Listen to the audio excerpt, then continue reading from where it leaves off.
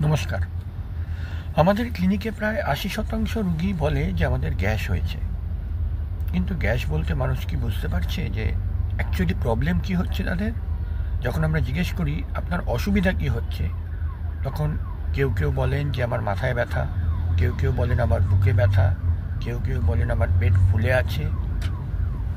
এর সমাধান কি, এর উপচার কি, এবং গ্যাস বলে আদৌ কি কিছু হয়?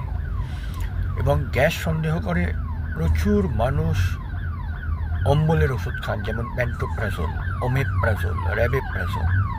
এগুলো কি এরমভাবে খেয়ে যাওয়া ঠিক? দীর্ঘমেয়াদী এই ওষুধগুলি খেলে কোনো ক্ষতি হবে না তো? কারণ আমাদের সৃষ্টিকর্তা আমাদের স্টমাকে অ্যাসিড দিয়ে পাঠিয়েছেন, নিশ্চয়ই তার কোনো কাজ আছে।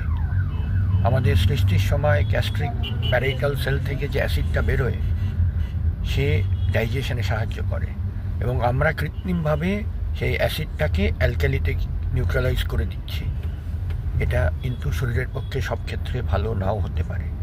আমার আপকামিং ভিডিও হবে গ্যাস, অম্ল, বুক জ্বালা এর ওপর।